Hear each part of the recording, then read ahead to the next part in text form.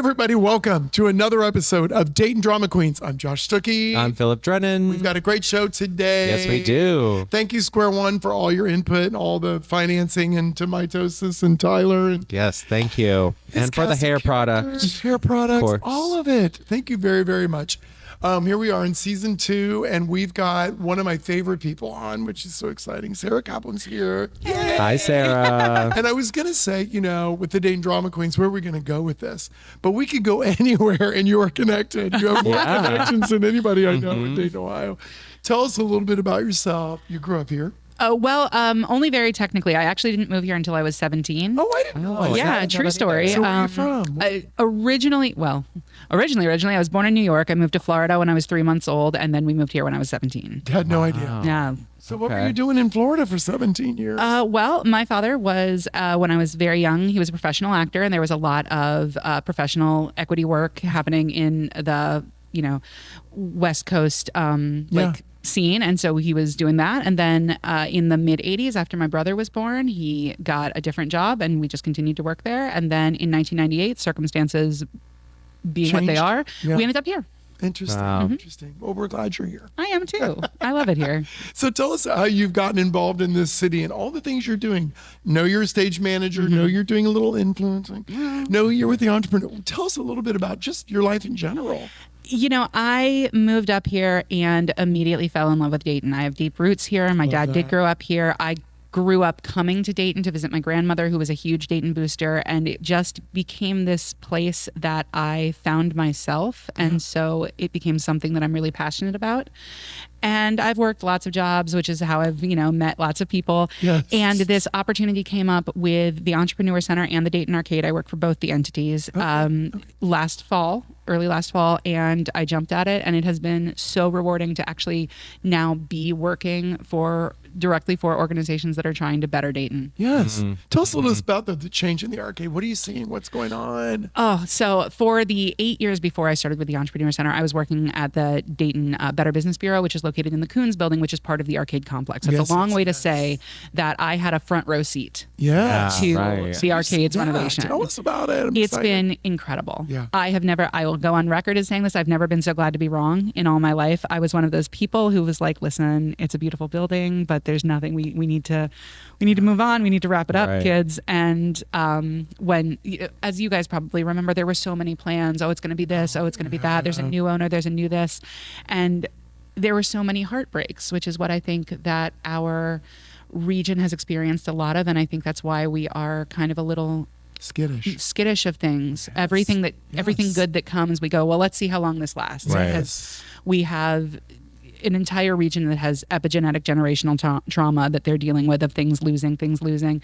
And so when finally the incredible collaboration with Cross Street Partners and the Entrepreneur Center and the Dayton Arcade, and that project really started to come alive, it was inspiring to watch it go from this derelict building with 25-year-old Christmas decorations still up in the rotunda to the beautiful, as you both know, vibrant living space that it is now. Yeah. It has really come full circle. It really, truly has. Do you remember the arcade? Were you guys...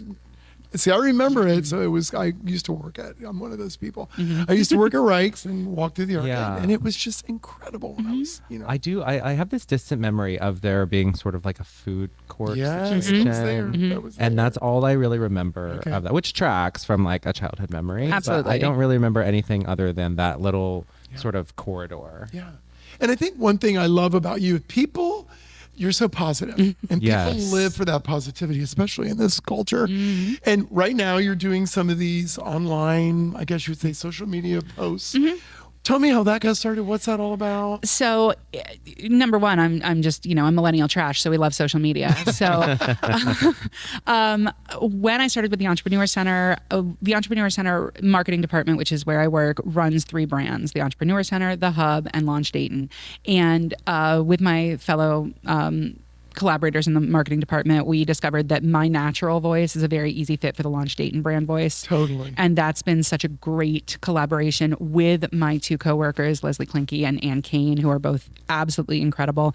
And we sit in meetings and we ideate these social media posts and these little viral, want to be viral. We're hoping someday, little beat bops. And then we film them all around, and it's just so fun. And then I personally have used my just personal social media for years just to talk about the things that I love. Yeah. To be authentic about the things that I go through. If you follow me, and I'm open. If you follow me, I'm going to talk about my struggles. I'm going to talk about my successes, and I'm going to talk about the things that I love.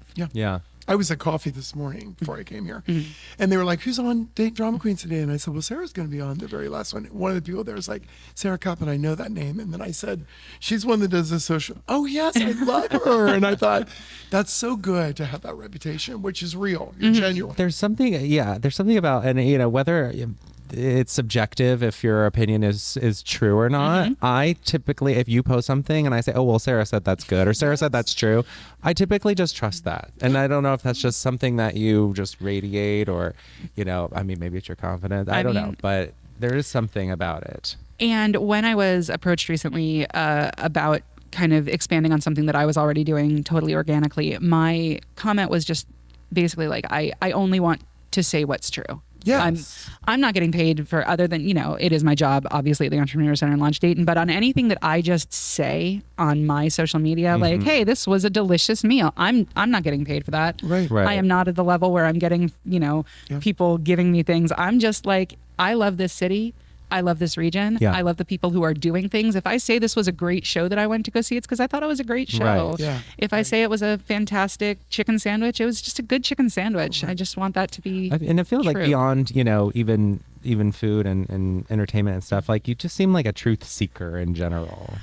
I think that it's really easy to get lost in pretense and people putting them, not just on social media, but in life, people just... And we all have personae that we put out because that's just part of living in life. But I gravitate so heavily toward authenticity in people, particularly, that if I sense that you're not being true in whatever the truth is to any particular situation, that's just an immediate like, okay, I'm just, it's cool, that's fine, that's your process, that's your journey. Yeah. I'm going to be over here about that, though. Right. Good for you. And I feel like, if people are authentic, whatever they're creating ends up being authentic, and typically it may not even be your taste, but at least you can appreciate it. Exactly. There's lots of things that I'm like, ooh, not for me, but I see. Yes, I see what you've done there. That's key to the entire thing. And I want to support that too. With all of this stuff that you do, how do you find time to still do all this theater too? Yes, theater. Oh my God, I couldn't not. I feel that. There have been times that, due to situations like when I was working jobs till 9 o'clock at night, that I there were years that I couldn't, but I have literally never in my life since babyhood not been involved in theater. I've said before, my actual earliest memory at like 3 years old is in a theater. So it's just been in my DNA. Yeah. And luckily I am now in a position, both, professionally, in a physical position that's, mostly Monday through Friday, mostly 9 to 5, where it's easy for me to do things. And I've also worked with enough people that I have, built a network enough that there are people who are asking me to do things. Yeah. And that's really wonderful. I don't take that for granted. I have one organization that I've been working with now for 15 years. They were the first organization that ever paid me for stage management, and I will work with them for as long as they will have me. And that's the Dayton Gay Men's Chorus. Yeah, that's right. That's right. So have you been in shows? Have you acted? Oh, yeah. Performed? And Tell I us actually... what you love. What show you love? I was at an audition yesterday for the first time in 5.5 years. We'll see. What I love about performing is that, it's where, as a little baby, nobody's a 3-year-old stage manager. So, Right. I started out wanting to be Annie and Gretel and, all of those things. And then you realize, I realized I wasn't cute anymore, and I also can't sing. So that was a bummer. Yeah. But I'm an extrovert. I'm outgoing. I'm a theater kid. So I love acting because I do love the performance of it. I truly do. And one of the things that I've always loved about stage management, at least the way I approach it, and every stage manager is different, is that it has been able to mix the sensibilities of performance. You know, the way I stage manage, I do have an idea of what performance is good and what performance needs and how to help actors get there from my position as a stage manager and how to help directors. And also it melds my, you know, love of spreadsheets and schedules. Yes. Yeah, that's interesting. It's all right there. So growing up with your dad, everybody loves your dad. He's a legend here in this town. I wonder, was there at home kind of, we're going to do little shows and things? You know, honestly, weirdly enough, my sister and I, when we were very little, we did do little performances. We go, oh my gosh, she's going to kill me. Yes, Stella. We had something we did where we were very little, obviously, because we were still small enough that we could wrap up in the same bath towel. Yes. And we came out wrapped up in this bath towel and we called ourselves the Torah Twins. Oh my God, that is so and we sang this perfect. stupid little song that I will not sing, but yeah. So I mean, we were little kids doing it. And my incredibly talented brother came along, not interested in theater at all. And my sister, due to her profession, has not done theater, though her undergrad is a double major, including theater.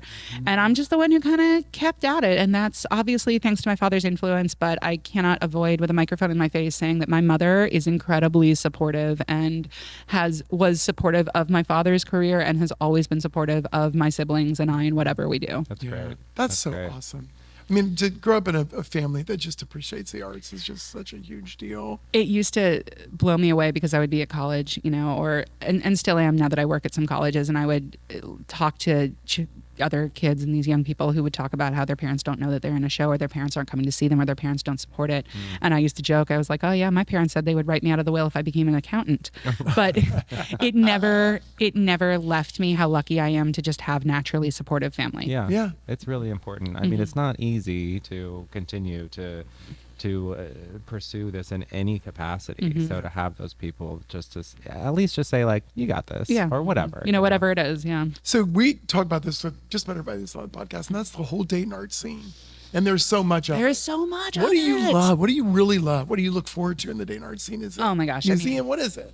Obviously, I am a theater nerd, so I see our professional theater, I see our paraprofessional theater, which is people who are, maybe not able to do this fully professionally, but they are companies that are trying to attempt to pay their artists, which is so important.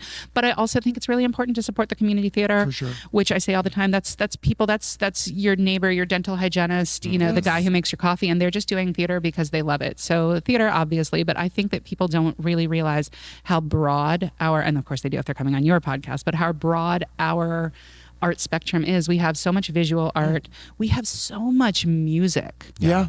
And not just chamber orchestras, which are gorgeous, of course, but like any kind of music that you are into, you are going to find bands and people making it right here at some show somewhere. Yeah. And, obviously we have dance. We have so many different dance groups. We have I'm obviously leaving things out, but there's any kind of art that you are into can be found here in our humble little city. Yeah. It's true. It's true. And it's fun to think about. What we're hoping that comes out of Dayton Drama Queens is this idea of everybody kind of coming together, like a cooperation. When you said stage manager, it instantly took me to know there's a stage manager and to know that you're out there as a community theater director. There is a stage manager in this town who has experience. And it's one of those things that it gets us that opportunity to work together more. Because I feel like there's some isolation among certain theaters and theater groups. And I think arts groups in particular tend to silo just because they're so focused on what they're doing, and it's so hard to do it. It is that you don't have necessarily the bandwidth to start looking outside your immediate sphere. You're like, okay, well, we've got somebody here in our group. Yeah, we need a stage manager, but I don't know, Jim's pretty okay, and he might be able to pull it together. And you just don't have the time and energy to say, well, how do I go about finding a stage manager? Right. And one of my favorite things in the last couple of years is that I've met some other really good local stage managers. I mean, I've known many, and I'm able to now, when there's something that I can't do, I'm able to say, hey, reach out to. Right. And I think when it's a small city like this, that sometimes it can feel competitive when it really shouldn't. It should feel like we're all kind of the same working arm. And I want everybody to succeed. I truly do. Absolutely. Like, it's so cliche at this point to talk about a rising tide and what that does to all boats, but It's true. If there's and there is, like, if there are opportunities that I can't take, my gosh, I hope someone else can. Right. Exactly. Why would I want anything else? If I can't do it, somebody's got to, and Absolutely. that's not resentment. That's not resentment. I'm never. Right. And I think too, Dayton has got a plethora of venues. I mean, my God, seriously, we've talked about this before. Theater Lab has been able to put on a show on a coffee table or whatever, God. There's so many venues in this town and so many ways to make things work. And it's so great. It takes the creative thinkers, and I'm so happy for them, because as a stage manager, I want to say yes to everything a director says. And so I am not the best myself of coming up with like an out of the box performance venue. But if my director says, we're going to perform this on a tabletop, I'm going to be like, I'm glad you thought of that. Let's figure out how. Yeah. It's a great idea. Great idea. So going back to what you were talking about when we first started off the conversation, you were talking about Launch Dayton. Yes. What is Launch Dayton? Because I think people don't know what Launch Dayton is. Launch Dayton is a not-for-profit program, an organization that is dedicated to helping foster and support all of the entire region's entrepreneurs and small businesses. Okay. We have monthly learning days that are free. We have a yearly conference. It's a 2-day conference. It's called Startup Week. It's for people anywhere along the entrepreneurial journey. It is completely free. You come, it's 2 full days of lessons, breakout groups, keynote speakers, panelists, food. We definitely feed you. We want the experience. We want small business owners to have the experience that you would have if you went away to a conference in a convention center, but be able to do it all for free right here. We Launch Dayton. Awesome. I think so too. LaunchDayton.com is obviously the website. There's a business toolkit that is free. There's a resource guide. If you take what we call the resource quiz, you are anywhere on your entrepreneurial journey. Okay. Go through the resource quiz. It's going to ask you these questions, and then it's going to hook you up with the resources that we think best suit you. It's going to hook you up with one of our Small Business Development Coalition small business advisors who can help you anywhere along your journey. And what is this is great. I'm getting this. I know. What is the hub?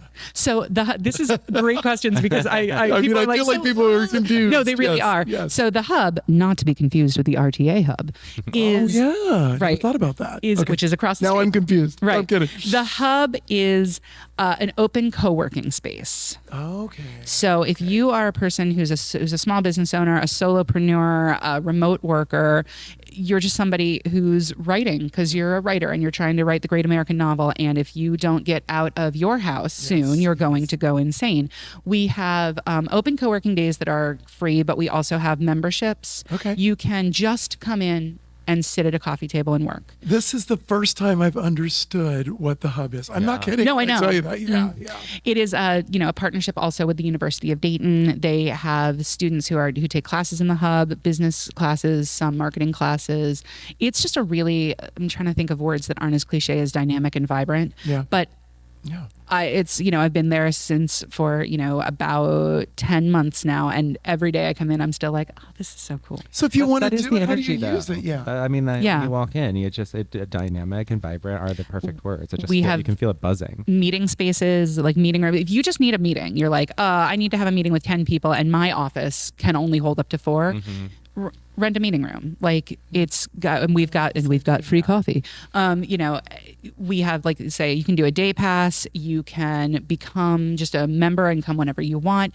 If you just want a little office, you're like, you know what? I need a little office. Yeah. You can rent an office. You can rent a larger office. You can rent a suite of offices. We have several businesses that are located, have large office suites located in the hub. I love this. And then the third piece is the entrepreneur. The Entrepreneur Center is, I know. This is a lot. I know. And it's been so funny for me, describing my job to people, because then they'll be like, no, wait, what? Yeah. So the Entrepreneur Center is a tenant of the hub. Okay. We have our offices in the hub. Okay. And we are in a larger organization that helps small businesses that are, Launch Dayton kind of helps some of your more Main Street focused, like a lot of smaller businesses. And the Entrepreneur Center has programs also for tech businesses. We've got ways to help you navigate the DoD. Okay. We've got lots of programs even larger under the entrepreneurship. Wow. I mean, I think it's amazing you're in and involved in all of that and stage managing and blah, blah, blah, blah, blah. You really are a positive voice for our city. Well, that makes me really happy because that's all I want to be. Yes, I know. And we've been watching you with the new restaurant that's opening up soon. Yes. I mean, I can't get enough of your little, it's amazing in here. It's incredible. Listen, and like I say, that happened so completely because I wouldn't stop driving past it and making reels. And they were like, do you want to come inside? Yeah, do you want to and I was like, can I? Oh my God. That's so cool. Yeah. That's so cool. Thank you for being with us. Thank you so much for having me. Oh my goodness. It's been so much fun. And I hope that someday I get to work with you in the theater projects. It's going to happen. It's going to happen. For sure. You know. The world will see to it. The arc of the universe bends always toward justice. So there you go. Any Yes. parting words you want to say about this great city? Because I know you love it like I love it and Philip loves it. Dayton is a gem, and if you are not experiencing her fully, you are doing yourself a disservice. Oh, nice. Way to go. That was perfect. Agreed. We want to thank Square One more time, and also my hostess, and of course our guest Sarah. Keep us going, folks. Make sure you're clicking on our YouTube channel and keep this thing going. Subscribe, share, tell your friends. Tell your friends, everybody you know. We appreciate you. I'm Josh Stucky. I'm Philip Drennen. We'll see you next time. Thank you. Bye.